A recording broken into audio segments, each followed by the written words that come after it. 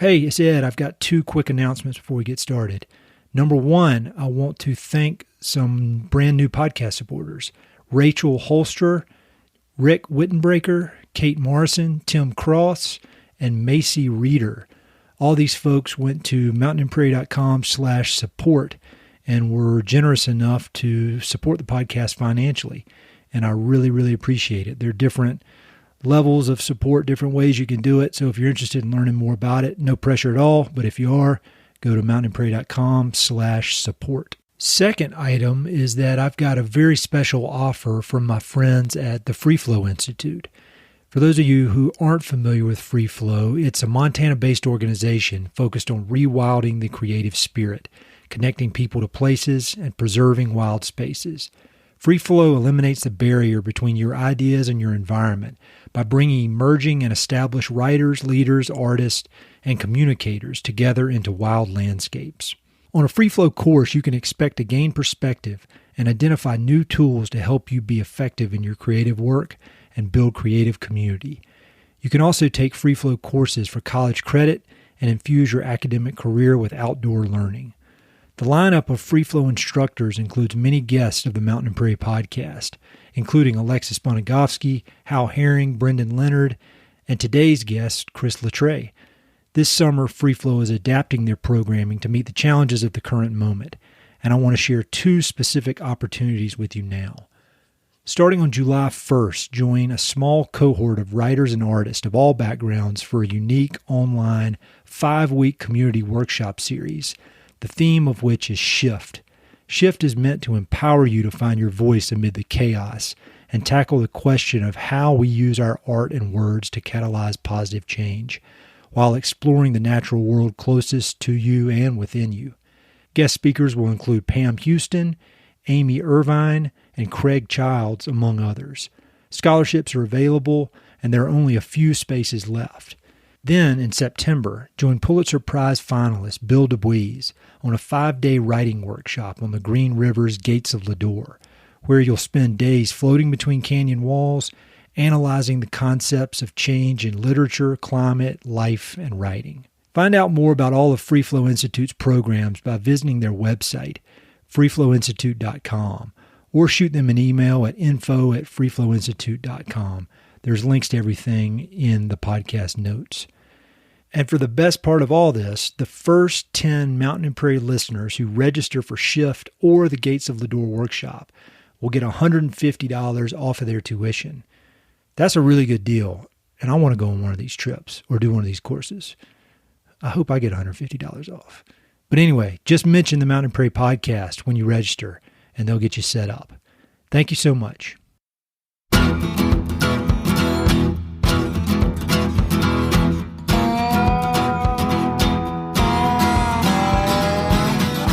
Hey, this is Ed Robertson, and this is the Mountain and Prairie podcast, where I introduce you to some of the innovative individuals who are shaping the future of the American West.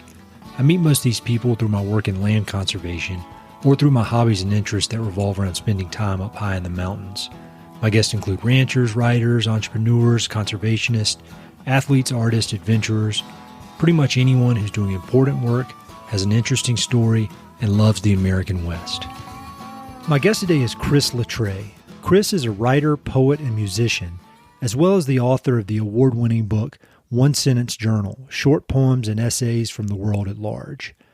Chris is also an enrolled member of the Little Shell Tribe, a Native American tribe that was just recently recognized by the United States government, and prior to that recognition was known as the, quote, landless Indians of Montana.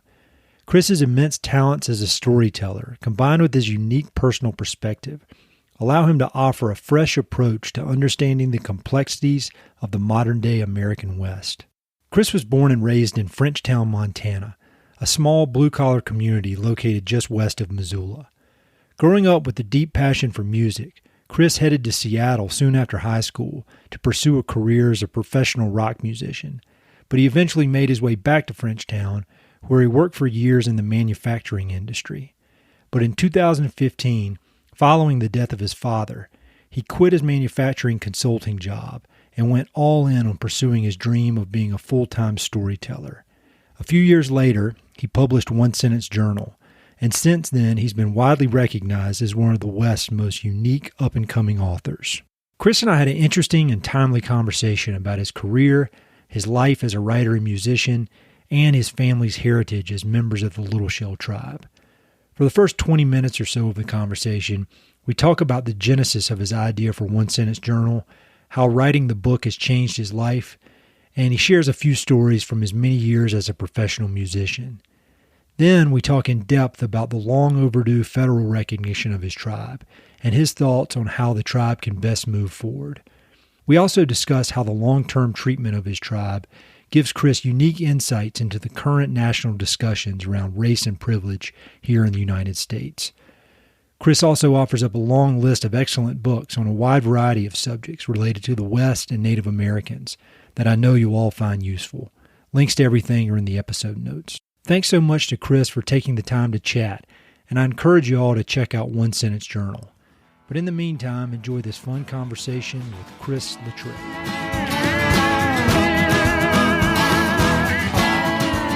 When you and I were emailing at the end of last year, you sent me such a cool email talking about how you came to really fall in love with poetry.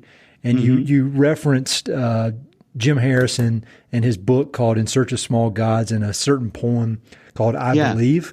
So I was wondering if you could just talk a little bit about Jim Harrison. What specifically about his work really kind of pulled you into poetry?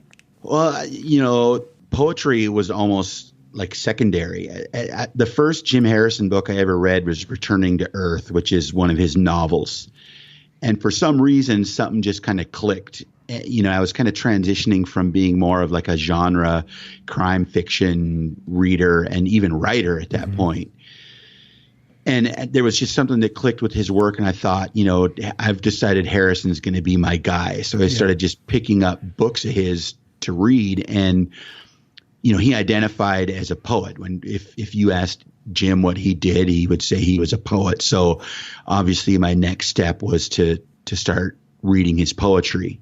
And In Search of Small Gods was the first one I got. And that particular poem, I believe, was really one of the first poems that I can really remember, at least as an adult, just kind of hitting me right where it counts, right in the middle of the chest, to the point where I stole the title and the layout and what it's about. So that was kind of the gateway. That's really cool. And then you were nice enough to send me a copy of his book, Braided Creek. I guess it's him and Ted Kuzer. Is that how you say his last name? Kuzer? Yeah. And I've gone through it and read it, and it's like nothing I've ever read. And that's that's one thing because it's Jim Harrison, but it's another thing just because I haven't read a lot of poetry.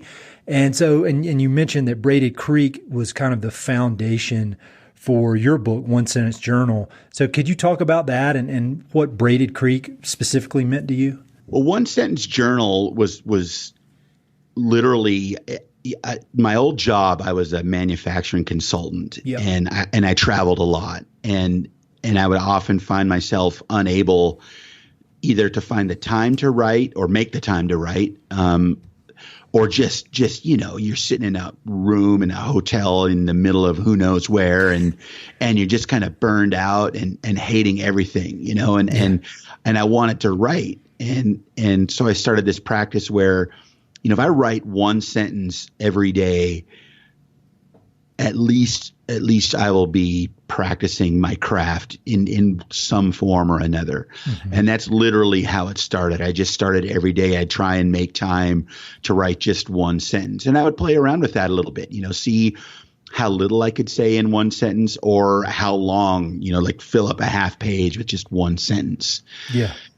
And that went on for, 2 or 3 years at least. And then Braided Creek comes along and I read that, and they were just these short little 2 to 8 line poems. And looking at those, I thought, I could kind of reconfigure some of my sentences with line breaks and kind of modify them to at least in spirit be what these guys are doing. And yeah, that is when it all happened. I went through and I culled, because for every good one, there's 5, terrible ones. Yeah, yeah. You know, and I just carved out however many 100 or so that I liked and started messing around with reconfiguring them. And I was, I would do readings for these anthologies that I was a part of at the time. And every now and then I would read a few of these short poems and people seemed to like them. And from the point of deciding, maybe I'll put a book together to actually having one was pretty short. It wasn't some big plan that, I'm going to turn this into a book and I'm going to do this and that. That was never part of it. It just was all completely off the cuff, handshake deal basically with my publisher. And, here we are. I mean, it was life changing. That's cliche, but literally this book has been a life changing event in so many ways. Yeah, I read somewhere, I think it was in your newsletter, which is super cool, and it seems to be relatively recent that you've started it. But I subscribed, I went through and read the past entries, and you talk about what a just kind of a wonderful experience it's been, and how you've now you're in the middle of this community of writers in Montana and beyond. Can you talk about how that process has been of kind of finding yourself in the middle of all these folks that are obviously extremely talented, but it seems like they're all super cool people on top of that?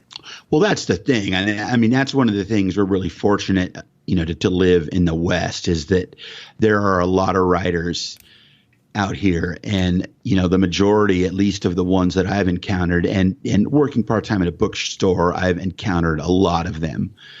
We all almost to a person have to make some kind of a sacrifice to be able to live and do what we want to do, because there aren't very many of us who make a lot of money doing this. Right. Yeah. So, I mean, that's kind of the Missoula story, is people come here and go to school and they have to figure out a way to be able to stay here and live. Mm-hmm. So it's hard to maintain a prodigious ego when you're cobbling together a living with 2 or 3 different jobs and everything that goes with that. So yeah, we are lucky to have so many cool people, just in our community, a community being thousands of millions of square miles. Right. Oh yeah. I was just going to say that I kind of had the experience of having like a continental wide community, starting out, playing in rock bands and putting tours together. You meet people all over the country.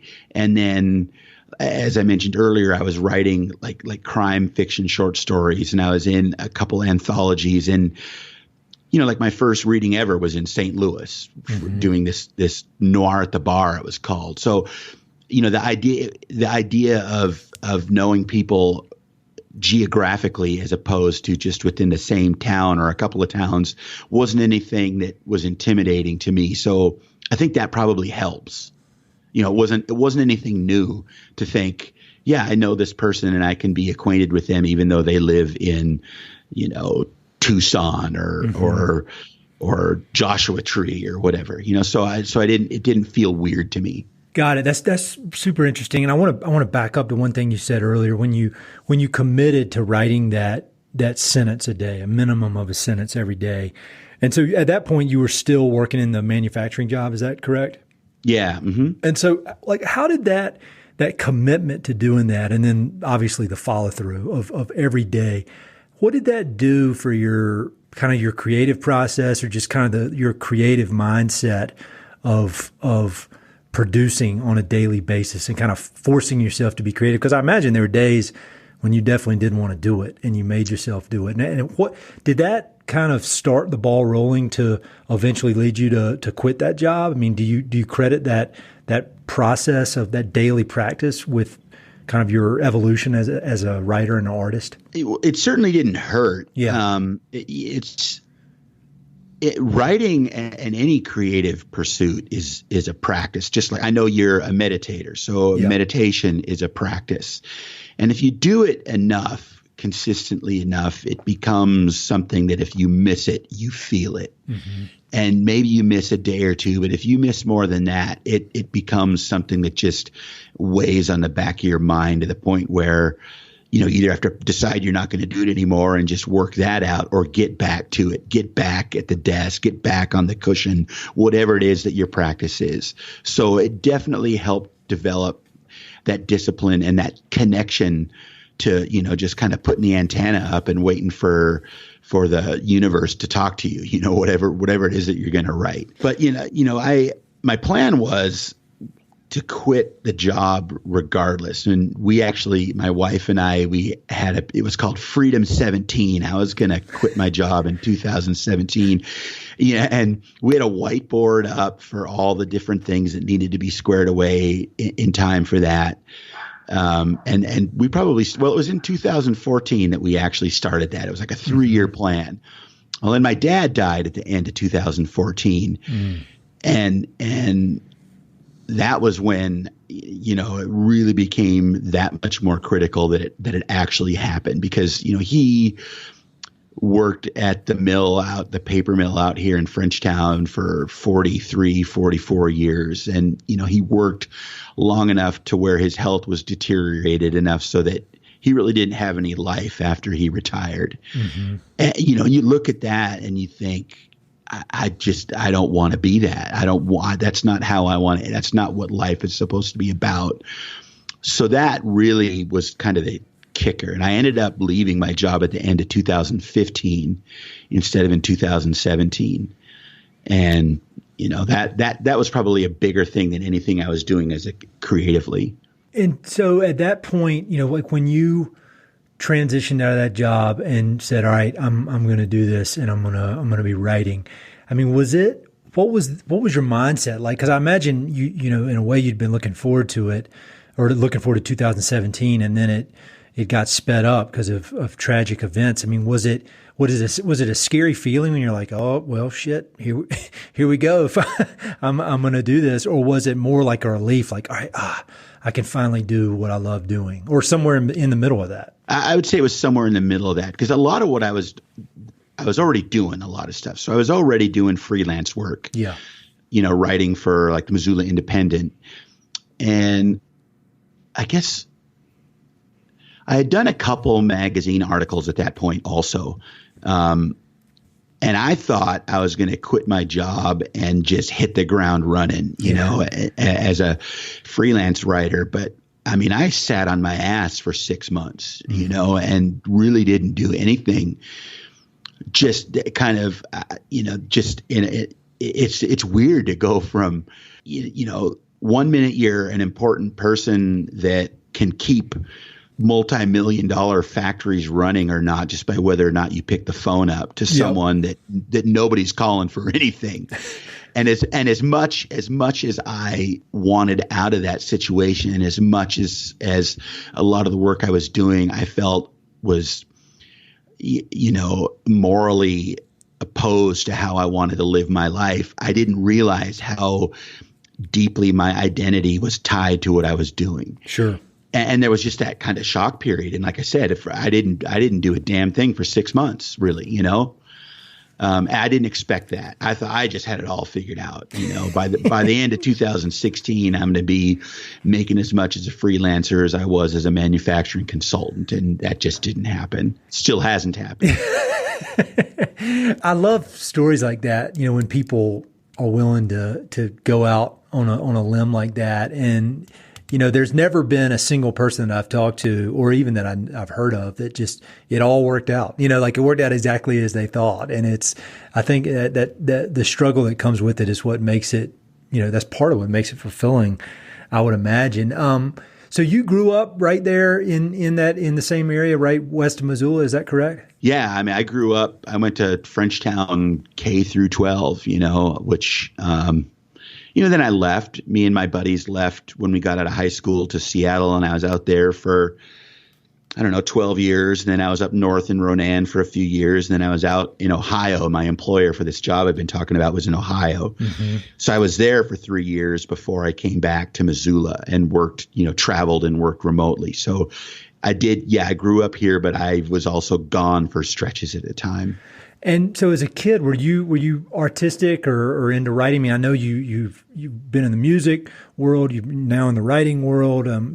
Was arts or creativity always a big part of your youth? Yeah. So like when I graduated from the 8th grade, I won the reading award, and the award that my teacher gave me was, like we take blank journals kind of for granted now, but this was like in the early days when getting a notebook that was, hardcover with blank pages inside it was kind of a novelty. And she inscribed, on the inside, this is for help you on your way to writing your first fantasy novel. Cause I used to write these fantasy short stories for like, English class or whatever. And all they were is like retellings of the Dungeons and Dragons adventures that my friends and I had played over the weekend, So she thought it was just original stuff coming out, but it was literally just the things we were doing like right out of the book, but it was already there. It was already something I was doing. So the plan was that I was going to be a rock star, and then on the tour bus I was going to write these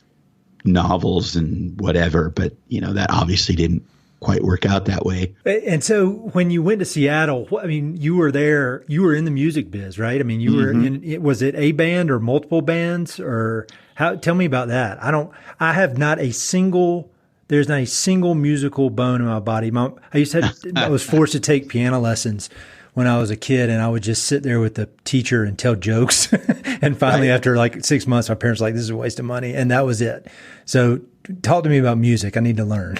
Well, we had a rock band playing our own, we were writing our own songs and stuff when we were in high school. And me and a couple of the guys that I, grew up with in Frenchtown, we moved. Our plan was we were going to go out there. And like I said, we were going to be rock stars, and we had that band. And then one of the guys kind of had some difficulties and left. And me and the other guy stuck it out and had different lineups here and there. And yeah, I mean, that was what we wanted to do. What did you do? What was your role in the band?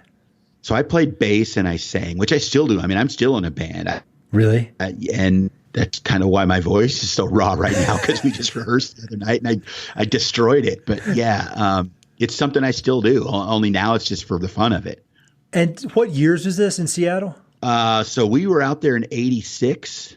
And then we were playing steadily until probably 93 or 94. So we were there like when the whole Seattle thing happened. Yeah, that's why I asked. I was wondering if you were there during. And so that's pretty cool to be in the middle of that. I mean, that's in the history books, music history books. It is, yeah, for sure. I mean, it was cool. But we weren't playing the kind of music that everybody else was. But at the time, it kind of sucked because it was weird because, it seemed like a couple of these bands got popular and then like a switch got flipped and all of a sudden all the bands looked the same and they were all trying to sound the same. And that was kind of off-putting to us. Sure. Because we didn't want to do that, Yeah, it was definitely something cool to experience and be in the middle of now looking back, That's super cool, man. I've got so much admiration for musicians, but I just cannot do it. I mean, even if I practice, I don't love it enough, or I don't have like the obsession with it to get good. Like, and I've tried over the years. I just don't practice. I don't do the work, and I'm forcing something that's not there. But I admire y'all. I don't really either. I mean, I'm not someone who can sit down with other musicians and I'm making the finger quote thing, because I don't consider myself that. We write our own songs. I do well within our little group, but I can't go out and sit in with people. I'm not. I like to rock. I don't really care if I can play Mustang Sally. I've never played that in my life, but, I can play Hitman, which is a song we wrote in 1984, so that's all that matters to me. We will take the stage with anybody because, with all modesty aside, like the guitar player and I have been playing together for 20 years, and you get good playing together for 20 years. So I would put my band up with anybody. You may not like what we do, but we're good at it. And we are much better at that than anything else I've ever done and probably will ever do. That's awesome, man. I want to come there and see y'all. I'm kind of an old man though. I mean, you might need the like ear protectors or something. Yeah, people will tell me, "Oh, you should bring a guitar and sing a couple of your songs, at some of your reading events. And they're apples and oranges. They're two vastly different sides of my personality. I did a reading, the environmental writing program at the University of Montana does this thing. It's called the Wild Mercy Reading Series, where they'll have one of the graduate students read with an established local writer. And I read this year with one of the graduate students. And the same night we played a show, and the guy who booked the show for one of the clubs in town, he was like, this is like 2 weeks before the whole pandemic went up in smoke, and he was in the journalism school at the university. So he came to the reading, and then he came and saw our show later. And afterwards he goes, I saw like two totally different versions of your voice tonight. He goes, I can't believe it. And it was kind of funny because no one has ever really done that before, Yeah. I don't know. It was fun. I got a kick out of it. Yeah. Being able to see the two kind of far into the extremes within a couple hours of each other. That's really cool. I want to talk more about your family and your heritage, because you've got this really unique background that is pretty timely as far as current events goes with the recognition of the Little Shell tribe.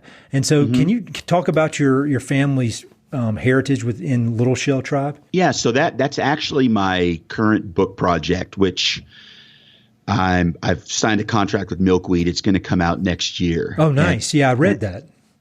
So I grew up, my dad denied being Native at all. And then from like my grandparents would tell us that we were Chippewa, for whatever that meant to us. And as I got older, I became more interested in finding out exactly who we are. And at one point, you start tracking that kind of stuff down. And as I'm working on this book, every hour I spend doing research and tracking this tidbit down and that tidbit down, I become more and more aware of just where we came from. And I wish, you always want your dad around, but the last week or two, particularly the part I'm working on, I really wish I knew how much he knew, because, the Little Shell we're until we got federal recognition last December, we're called the landless Indians of Montana. We'd basically been forced out of being who we are, at least as far as how the federal government determines who is Indian and who isn't. And, our people lived on the fringes of other communities around Montana, and, lived off of what we could scavenge from garbage dumps and slaughterhouses and things like that, in just abject poverty. And I know there are reasons for why my dad and his parents felt the way they did, but I found so much that we should be proud of that I hope, and if I could, I don't know, I just hope he knew some of that, and for whatever reason turned his back on it, because there is a lot to be very proud of. I don't know if that answers your question. Yeah, that definitely answered my question. And I've got more questions. And if I ask anything that either you don't want to talk about because it's going to be in the book, or it's not appropriate, just tell me to be quiet. I know I won't take any offense, but no, it's just, I might cry. I cry a lot. So, it's intense stuff, man. I mean, just reading some of the articles that I found when I was preparing for this. I mean, it's crazy. So when you think about, you were talking about some of the really cool things that you've discovered about your heritage and about the tribe. I mean, what's an example of something like that maybe you didn't know this time last year, and this research has uncovered it? Well, for example, Lewistown, Montana, the town of Lewistown was actually in 1879 was founded by a group of families of Métis. So that's how I identify as Métis, which is a cultural identity that is recognized in Canada, but is not in the United States. So like my tribal ID says I'm Chippewa Cree, and that refers to the native side of my heritage. But what the Métis is a French word that means mixed race, basically. Yep. And this is like the Wikipedia version I'm throwing at you here, but it serves its purpose. So the Little Shell was a chief of a group of Chippewa or Ojibwe. We'll call it Chippewa because that's what our tribe calls ourselves, that were forced out of their homeland, which is kind of in the North Dakota, Minnesota, into Montana, as a result of some, typically heinous treaty double crossings by the federal government. So we were scattered, and there was this group of families that were, late 1870s. The buffalo herds are gone. Mm-hmm. We were a buffalo people. Our whole economic system at this point, started out in the fur trade, but by the 1840s, there's no fur trade anymore. So we traded in buffalo hides. Pemmican was a big part of our economics, which is like buffalo meat with berries, little buffalo shit rolled up in there, Yeah. So this group of families was recognizing that they needed to find another way to live, and came through the Judith Basin and ended up on Spring Creek near Lewistown and founded the town of Lewistown. And one of the cool things that I literally just learned this week is that, my dad is a direct descendant of, and then that would make me a direct descendant of the people who actually led this group of families, which I didn't know. I mean, if there's any kind of Montana Métis royalty, that's it, right? Mm-hmm. So I just wonder, I hear stories about like his grandmother, who was the granddaughter of this couple. I don't know, that's the kind of, anybody who's done any kind of genealogy and stumbles on people important to a certain time or place, it's very moving. I mean, I've sat here in the wee hours, usually in the morning or later at night, working on this, just weeping, Really? Yeah, just the things that I uncover and just wondering, what did Dad know? Because he had a hard life, and his parents had a hard life. I have a photograph of my great grandmother's headstone, and she was born in 1896, which in 1896 was the Cree Deportation Act of 1896, which is when the federal government, to make a long story short, rounded up all the mixed race Indians they could find, claimed they were refugees from Canada, put them on boxcars and sent them back to Canada. I mean, it was our own kind of Trail of Tears, because once they didn't have the money for the railroad, they just force marched them on foot. And that was out of Fort Assiniboine up near Havre. And so I think of her, as an infant in 1896, 1897. Did that happen to them? They certainly never talked about it. So yeah, all those kinds of things. And that's not ancient history. I knew that I met this woman once as a child, so we think of these horrible things that have been done to indigenous people in this country as being ancient history, and it's not. It's still current in different ways, but it is not ended. It's still happening, and the worst of it, was not that long ago. Not long ago at all. I mean, it's really crazy when you think about it. I mean, the fact that you met her. And is her gravestone the one that's on the blog post? It is. Okay. And that was a really powerful piece of writing, and I'll link to it in both the podcast notes and on the website so people can easily click through and read it. I thought you relatively quickly were able to lay out just kind of a lot of complex thoughts on, this being recognized by the federal government. And one of them that stuck out was the fact that when this was passed by, I guess, the Senate or the Congress, it was attached to a defense bill that included money for Trump's border wall. Mm-hmm. And so it's kind of like your people are finally getting the recognition that they've deserved for 150 years, but it's wrapped up in this piece of legislation that is kind of continuing some of the worst of the U.S.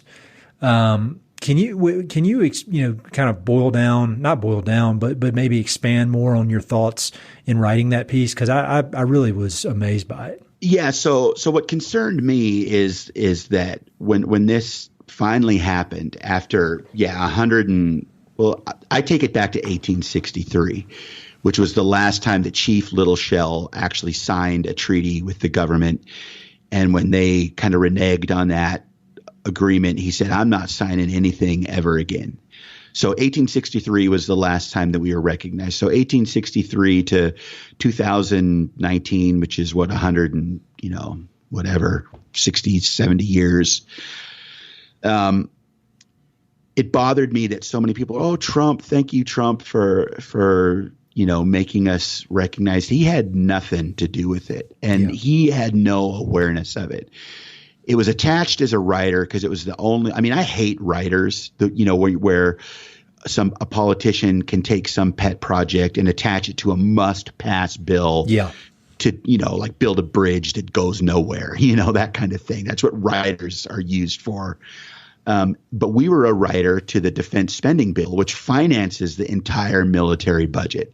So there's no way this thing isn't going to pass the overall bill. And the point I made is the irony that we finally get federal recognition on a bill to fund the military that has never done anything less than try to eradicate us by possibly the worst example of American imperialism that's ever held that office, But the juxtaposition of what was done to us as far as how our families were broken up and how we were, needing help, but split up and sent off and dealt with violently is the same thing that we're currently doing now on our southern border, where people who are looking for asylum, who are facing nothing short of, death and mayhem where they're coming from, are split up and locked up and deported and all those terrible things that we hear about.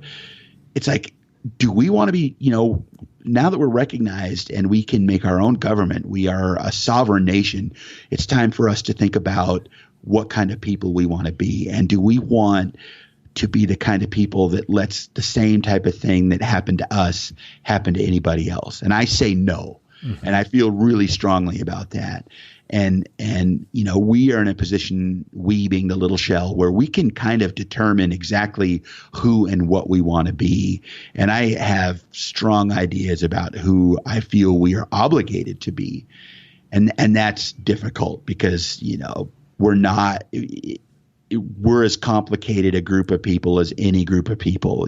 There's nothing, people like to paint Native people as being like everyone looks like an extra from Dances with Wolves and we're all love the earth and blah, blah, blah. No, we're just as screwed up as anybody else, and we're as likely to believe bullshit as anybody else and have stupid ideas. And that's the challenge. It's it's the challenge that we all face, right now. It's just a weird time. So, I want to talk about how this relates to where we are now. But when you said you've got some ideas about where you'd like to see things go, I mean, can you share some of those ideas? Well, I mean, I'm just a storyteller, and I've had people say you need to run for tribal council. I don't think I want to do that. Gerald Gray is our tribal chairman. I think he's fantastic. I think his ideas are good. I got really bummed out at one point because on all these forums, tribal members scattered all over, like there was someone like in Idaho or something saying, well, Gerald wants to build a healthcare facility in a school by Great Falls, but what good does that do me? I don't live there. I just want some money. And it's like, no, that's not how it works. Yeah. And that's kind of the overlap that we see culturally in the United States. It's like, I want mine and I don't care about anybody else. Mm-hmm. Whatever good is going to come from our federal recognition for the most part is going to be a benefit, 2 and 3 generations from now. I won't see any benefit from it, but I want to be part of making sure that we build a foundation that's going to be better for the people who come after us. I mean, that's what we're supposed to do as adults, right? Yeah. Is try and make things better for our people who come after us. And just from like a very basic standpoint, because I didn't really know this until I started reading it. So they give you federal recognition, but what does that actually mean? I mean, what does that mean for your tribe? So if you're federally recognized, that means you are eligible for things like Indian Health Services, IHS, which is like healthcare. It sucks because like every other government program, it's one of those things that if you're not building something to kill somebody, you really don't get any money to do what you need to do. But we have access to that. We have access to federal programs for housing and things like that. We get land, which we have to pay for, but it then gets put in trust with the federal government so that it stays owned by the tribe in perpetuity, so that when we're all gone, it still belongs to the tribe. It's not private property. The feds gave money to the tribes for COVID relief. And if we hadn't been federally recognized, we wouldn't have gotten any of that. That's the first. I mean, they haven't even sorted out what like they had to audit our rolls to make sure that everybody who's enrolled the tribe should be. Because a lot of these programs are tied to how many enrolled members you have. And ours was at like 5,380 or something. They drew a line that says we're not going to enroll anybody else. So there's a backlog, but they wanted to freeze it at a certain point for that audit to happen. But there's at least double that who are eligible to be enrolled. I mean, we're a big tribe. And that might be part of the reason why it took so long for us to get recognized. But yeah, it's just mostly federal programs. And then the notion of sovereignty and the fact that we're a sovereign nation, we can have our own government. An example of what tribes can do is in South Dakota, where they had the roadblocks set up to control COVID on their own land. Mm-hmm. And the governor of South Dakota said, well, you have to take those roadblocks down. And they said, no, we don't have to do anything that you tell us. And that was true. She had no power to make them open their entrances to their land. So, those are important things. It's all about land. Everything to do with Native tribes since day one has been about land and resources.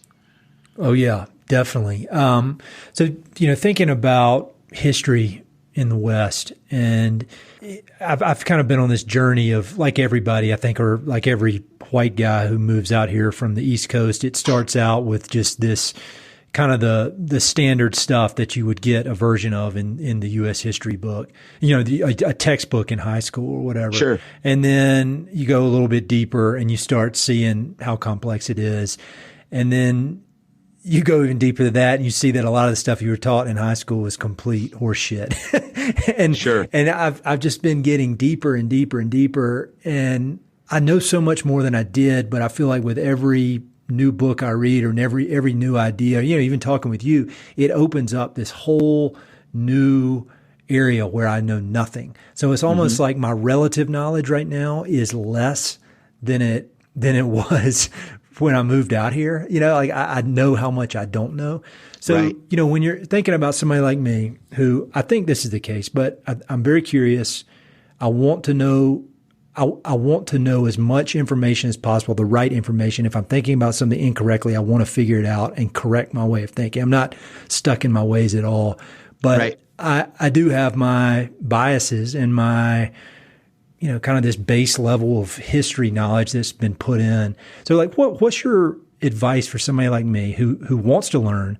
Like, how can I expand my knowledge of Native Americans, of kind of the other side of history that is buried? Does that make any sense? Is that a good? It does make sense. Yeah. So I think you do two things. You find something that gives you a broad overview. And what's funny is the book that's at the top of my stack here I'm using as a mic stand to record this discussion is The Heartbeat of Wounded Knee. It's a book by David Troyer that it was up for it was a finalist for a National Book Award last year. It's just a great kind of overall history. Mm-hmm. So you start with something like that, and then wherever you live, you dig in and learn about where it is that you live. Because, people tend to talk about Indians or Native Americans or whatever, like there's just some broad brush that we all fall under. And North America is a huge continent, and there were thousands of indigenous people living all over the continent. it was much more developed and much more, the way trade moved and the way communication happened was much more elaborate than we were ever taught. And there's just too much for anybody to learn, from coast to coast. So yeah, dig in where you live and find out who the people were, where you live. I mean, what else can you do? I mean, otherwise it's just too overwhelming and you say, oh, fuck it, Yeah. No, and I've gotten to that point before where it's just like, damn, it's so much, but you kind of chip away at it. One book that I'm reading right now that I've really enjoyed is An Indigenous People's History of the United States. Have you read that? Mm-hmm. Yeah, I have. Yeah. What were your thoughts Dunbar Ortiz. Was that? What did you think? I hadn't finished it yet, but what did you think of that? Yeah, I liked it. I mean, that's a good one to start with too. I mean, it's pretty high. It doesn't go into a lot of detail. Yeah. But it's not a doorstop like Troyer's book is either. So that's a good one too. She's a good writer. Thinking about where we are right now, we're in this pivotal moment in history, kind of an inflection point on a lot of different things. But thinking about all the conversations around race and privilege that have come up. I mean, I know it's got me thinking in ways that I haven't thought before. And again, sure. I try to think. I mean, I want to think, but like everybody, I have blind spots, and this has revealed a lot of them to me. Are you hopeful about where we can go forward from this? Or I mean, where do you think this is all gonna end up? I mean, because sometimes I'm hopeful, and then sometimes I'm like, gosh, I need to move to New Zealand. Right? Yeah. I mean, it depends on the day. It depends on the hour. Mm-hmm. I mean, I'm going to have friends listening to this saying, Latre, you better not say you're hopeful because you're never hopeful about anything.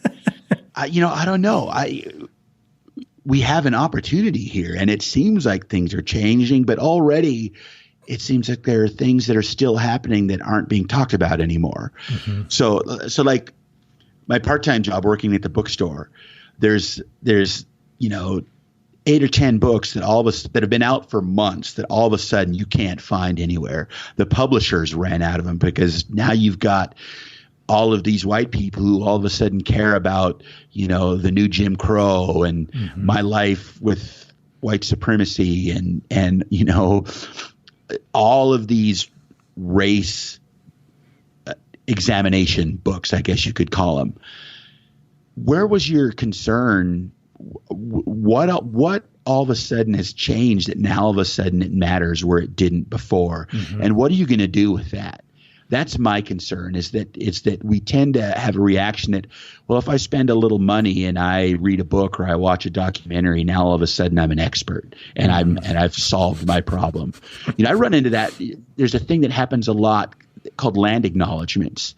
Did you see those in Colorado, like before events and things? I have. It happens not all the time, but more and more. More and more. Yeah, I see it more and more. That's exactly what I was going to say, is that I used to never see it ever. And mm-hmm. now it seems to maybe the instances of them happening doubles every year, I would say. Yeah. So that's one of those things where I get it, but it almost, to me, too often sounds like it's just another box that someone who wants to, show how progressive or thoughtful or whatever they are is going to check before they do whatever it is they're going to do mm-hmm. to make it look like they care. But you only care through action. And what are you going to do about that? What good does it do to some people sitting in a movie theater seeing that on the screen that they're in the traditional lands of the Salish people? Are they going to remember that when they're going to leave? How is their life going to be affected? What are we going to do for the people who did lose their land? Mm-hmm. And if we don't do anything, then what's the point? That's where I start to get cynical, is because I don't know how much people are willing to give up to make the world better, because that's where we are right now. We're not going to be able to live in any way like what we've been living for the last 20 years. Everybody's going to have to give up and sacrifice a little bit. And the only way that's going to happen is if those of us who have already been sacrificing and don't really have anything else to give up mm-hmm. can somehow make the people who have everything kind of come back down to our level a little bit. And that's where it happens. And that's, right now I still have hope that can happen through democracy and voting. And that's the only option we have right now because we're outgunned. Yeah. We're not going to overthrow the government, and I'm not advocating for that. But we do need, like we had this huge movement. There's a group to legalize marijuana in Montana, and these kids had their tables everywhere. They did a great job, and there was an article in the paper last week about how many thousands more signatures they got than they needed, and it's like that's great. But where were you guys like during the primaries? Mm-hmm. Across the country, if all those people would have really voted for the people that they think were going to make changes, I don't think Joe Biden would be the guy that we're looking to. As the great hope that we're going to somehow right the wrongs that have been done under Trump's administration. You know what I mean? I mean, we got to really start digging in a little bit, or we're going to run out of time. Yeah, I'm with you on that, and I feel like with anything, whether it's the white people, flocking to buy all these books, or just the white hot outrage that was justified around this event. But my whole, I'm skeptical that things they flame out and they burn out. And what I've learned is you can have these, like, every now and then are these some pivotal life-changing moment that comes along and everything is different after that. But that is the exception in my experience, whether it's anything from like exercising or, say somebody like they're trying to quit drinking or whatever, like, there may be this moment where you're like, well, I got to get my shit together here. But what matters is the daily consistent actions after that. And so, I mean, I ordered a bunch of books, and, so what if I read like 10 books in the next 2 months about it and then never read anything again? Like that doesn't do anything for anybody. Other than, possibly trying to make me feel better about myself in the moment until it dies down. So I'm with you. I mean, I think it's, there just has to be a commitment to consistent action and consistent, just trying to be better humans. I mean, it's not trying to inconvenience anybody or take anything from anybody. It's just like, don't you want to be a better human? A better citizen, because the other side, certainly, I mean, if you want to talk about like world changing moments, look at 9/11 and look at the world we live in as a result of that,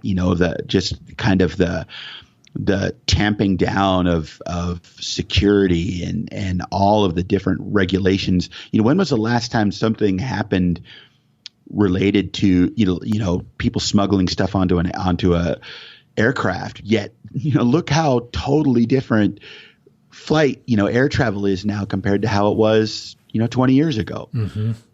So yeah, you have to be alert. You can't just if you want to be a good citizen, you can't just coast through and say, oh, someone's going to take care of this. No, I completely agree with you. I completely agree. I mean, I'm guilty of it. I'm as guilty as anybody. Oh yeah. I think it's human nature to be that way. I mean, I think it's, but I really do think we're presented with an opportunity here. I do too. And I mean, you hear everybody. I've basically gotten off social media during this because it's just so.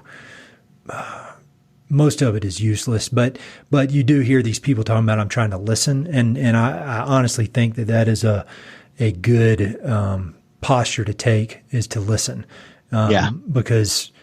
I mean, that's why I'm asking these questions. If anybody listens to this, great. But for me, it's just like I'm trying to make myself better. So I appreciate you sharing those thoughts. On a brighter note, let's talk about Fact and Fiction Bookstore, because I love independent bookstores, and I've actually just recently gotten some deal where I can link to independent bookstores for my website instead of to Mr. Bezos's bank checking account. And so how soon after you stopped at your manufacturing consulting job did you start working there? That was the end of my 6 months of really doing nothing because I was starting to run out of money. So I took a job, it was like a temp gig on campus, because Fact and Fiction used to have a campus location as well, and they were doing like a software conversion. And my friend Mara, who runs the show at Fact and Fiction, said, hey, they're looking for temp workers for a short project, it's shitty work for little pay. And I'm like, yeah, that's my expertise. and did that for a couple months, and then started helping out at Fact and Fiction downtown a little bit, and then just ended up staying there. So it was, June, July of 2016. And then I started working downtown pretty much exclusively like that November. So it's been 4 years now. That's great. And so you've gotten to interact with a bunch of interesting authors, I would imagine, that have come through. Yeah. And I would think that's just for a writer and somebody who loves words, I would think that's just a wonderful place to spend time, you know? Oh, it is. I mean, it's way harder work than what I was doing before. But yeah, I mean, that working there is so intimately tied to the book as far as the life change is concerned, you know, and some of the people I've met there, like, you know, James Lee Burke, he's this internationally revered mystery writer. And we have people every summer that make their pilgrimage to Missoula in hopes that they can somehow track down James Lee Burke. And this is a guy that, you know, just the way he conducts himself as a writer with people who care deeply about him without even knowing him, just being around him, I've learned a ton, you know, just how you act. You know what I mean? I mean, that makes a big difference.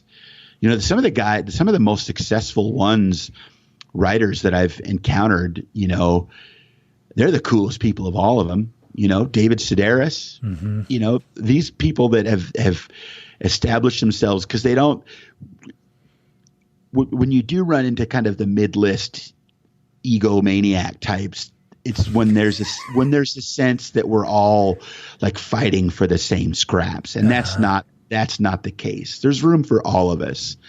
And literary citizenship, being a good literary citizen, I think is as important as talent. And that doesn't mean being a kiss ass or being a, you know, networker with, you know, networking as a dirty word. It means I've had all kinds of help getting to where I am. So I feel I'm obligated to do what I can for other people. And whether that means writing reviews for people, whether that means helping them set up events or telling them who to talk to if they're going to be in, you know, Bend or Boise or, you know, Great Falls, where can I get someplace to read? Who do I talk to? All those little details. You have to make time to do things like that for other people, because you're going to want people to do that for you, you know? Oh yeah. I would imagine it's a really small world once you kind of get tiny. in.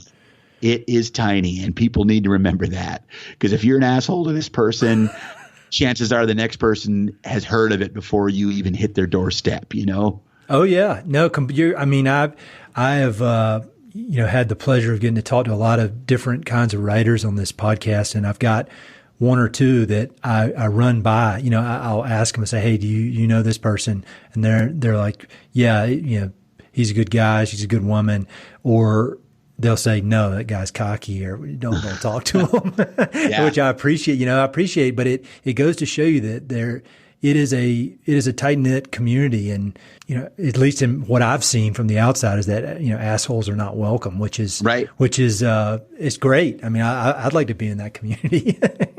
We're already coming up on an hour, which is crazy. That's because I talk a lot. When I keep going, man, it's hard to stop. Well, that's the whole point, man. I want you to talk. That's the thing. When you're a recluse and you never talk to anybody, when you get the chance, it can be a bit overwhelming. No, I love it. I feel like we're barely scratching the surface, but I've got some kind of faster questions that I ask at the end. And so do you have time to run through those real quick? Yeah, sure. Sweet. So when you think about the West, we talked a little bit about this, you know, from a Native American standpoint, but thinking about the West and just good books about the West that you've read in your life, what books come to mind that you think are kind of must reads for people? Well, I've read Abby and, you know, all the usual suspects, just like everybody else has. But I think there are some women writers that probably don't get talked about as much as others that I think are every bit as critical. Yeah. Ellen Malloy. I don't know, you know, Raven's Exile was kind of her big book. Anthropology of Turquoise, Eating Stone. Ellen Malloy's great. She's a must read. My friend Anna Maria Spagna, she lives in a cabin, you know, out in the middle of nowhere in Washington. She's a fantastic writer. Amy Irvin, who wrote the foreword. Well, it was going to be the foreword to like the 50th anniversary of Desert Solitaire, but she ended up writing what Torrey House Press turned into a book called Desert Cabal, which was kind of like a discussion of Abbey and Desert Solitaire, equally honoring him for the work he did, but also kind of taking him to task for how he kind of wrote women and indigenous people out of his vision of the West. So, I mean, that's a great place. Craig Childs, another Torrey House book, Virga and Bone. I hope I'm saying these words, because that's the other thing. When you read a lot and you never talk, you never know if you're pronouncing the words. No, I know that feeling, man. Craig Childs is a desert guy. He's great. Charles Bowden, he passed away a couple years ago. He's a must-read guy from the West. Yeah, I mean, the list is endless. These are awesome. These are great. I think maybe one or two of these have been mentioned over 100+ episodes, but the majority of them have not. And before all this real craziness started, I had realized that when I was looking through my book recommendation email list, and I noticed that, literally like 95% of the books I was reading were written by white dudes. And they're awesome books. I wouldn't have read them otherwise. I mean, I quit reading books if they're boring or if I don't like them. I don't push through. But I just noticed that, and it really caught me by surprise. Just another one of those blind spots, because I thought I'm reading a lot, I'm learning a lot, and I was learning a lot, but there was a lot that I was not learning. And I put a thing on my Instagram asking for a more diverse set of authors, and this fits perfectly in there. So thank you for that. I'll have links. Well, Jim Welch, he was Blackfeet. He wrote, I think he won the Pulitzer for Fool's Crow. Oh, cool. Years ago, but I had to do an event up in Havre last January, and I took Death of Jim Loney, which is one of his books. It takes place all up on the High Line. So Jim Welch is great. Milkweed, who's my publisher, has been publishing in the United States, a guy named Richard Wagamise, who was Ojibwe, who also passed away. He was like a big name in Canada, but no one had really heard of him in the United States. So Indian Horse is one that we have sold a boatload of out of Fact and Fiction. It's a novel, fantastic, set in Canada, but we're all, at least in Montana, we're basically Canadian anyway, Yeah. whether we know it or not. So that's a couple native writers. Awesome. Joy Harjo, I'd put her in the West. She lives in Albuquerque. Yeah, that counts. Perfect. Man, I should have known asking a professional bookseller for recommendations. I'd get some good ones. We could do a show on nothing else. We might need to do that. I made a list too, because I forget. Yeah. I knew if I didn't make a list to answer your question, that when the time came, I'd be like, Pete Fromm? Yeah. That's great. No, this is perfect. All the places that you've been, in the Pacific Northwest, Montana, you born and bred in the West. Is there one specific spot that comes to mind as being one of your favorite spots in the West? And, obviously I say this every time, but you don't need to give away any secrets. But if there's a particular trail or creek or mountaintop that you like? I mean, there's tons of them, but if I have to pick one, and it's Council Grove, which is just, as a crow flies, it's maybe 2 miles from my house, but that's where a lot of the poetry that is in One Sentence Journal came out of. It's, the kind of the bedrock of that book. The foundation is the last essay about my dog. And that's where she and I spent all of our time. Mm-hmm. And I still go there a lot. I go there whenever I can. It's historic. It's where the 1855 Hellgate Treaty was signed, that basically took all the land away from the Salish people and created the reservation where it is now up in the Flathead. So there's all kinds. I mean, this whole area that I live in is becoming just so much more. I'm becoming so much more connected to it because of what I'm learning as far as how the indigenous people moved through here and how they were involved with every level of history, as we know it today. Council Grove would be the place. That's great. But I also really love the Pacific Northwest. If I could live anywhere, it might be there. A friend of mine, Heather Durham, who is another woman writer whose book Going Feral is one I would add to the canon of Western writing. She sent me a book by a poet named Robert Sund, who was this poet beloved in the Pacific Northwest, never really known outside of it, but kind of lived in his fishing shack on a river and wrote these poems and put out a couple books. And to me, that's like the perfect, I don't need much, but if I had a shack next to a river and the time to just sit around and write, that would be pretty sweet. Yeah, Pacific Northwest is special. That was kind of my first real taste of anything west of the Mississippi, and everything from the wildlife. I mean, it's just, golly, and you got to be tough too. That weather is not for the faint. Oh yeah. So last question, we're in this kind of real crazy time in history, and you're in the middle of writing this really intense and emotional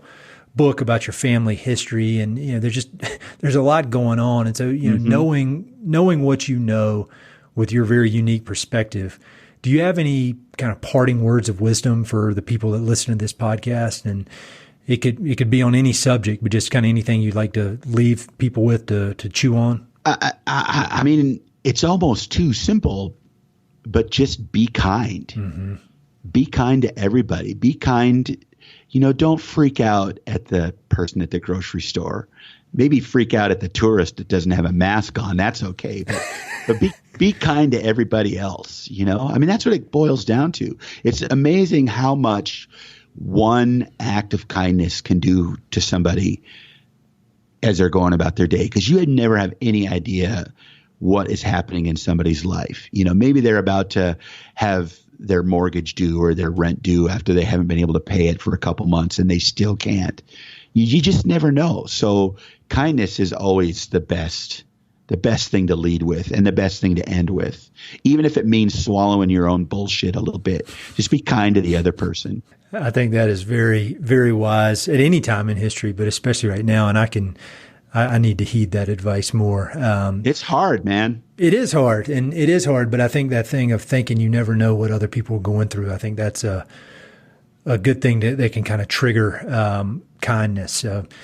Well, man, Chris, I loved your book. It stretched my reading, and it stretched my brain, and it made me think about things. And I can't wait for the next one. And I really appreciate you taking the time to talk to me. I learned a lot, and I look forward to hanging out in person one of these days. Hey, it's Ed again. Thanks so much for listening to the podcast, and thanks for listening to that particular episode. I hope you enjoyed it. Before you go, I've got 3 quick things. Number 1, if you like the podcast, please do me a huge favor.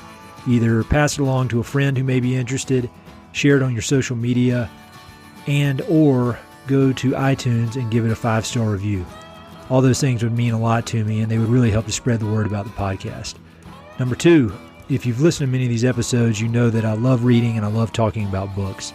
Every other month, I send out a quick email with a few books that I've recently read and highly recommend. The subjects are varied, but they're pretty much all nonfiction with an emphasis on history, biographies, adventure narratives, and topics related to the American West. There are no sales pitches for ranches, no spam, no other kind of nonsense, just books. So if you'd like to sign up for the list, head to Mountain and Prairie/reading, or just go to Mountain and Prairie and there's a massive tab at the top that says book recommendations. Click on it. There are a ton of good books that I've read. Some of the old email lists are on there. You can go crazy. There are a lot of books. And finally, if you know anyone I should interview for the podcast, please don't hesitate to reach out and let me know. All my contact info is at mountainandprairie.com, and I'm on all the social media stuff, Facebook, Twitter, Instagram, blah, blah, blah. So feel free to reach out. I'd love to have some recommendations and suggestions of interesting people I should meet. All right, that's it. Thanks for listening. Talk to you soon.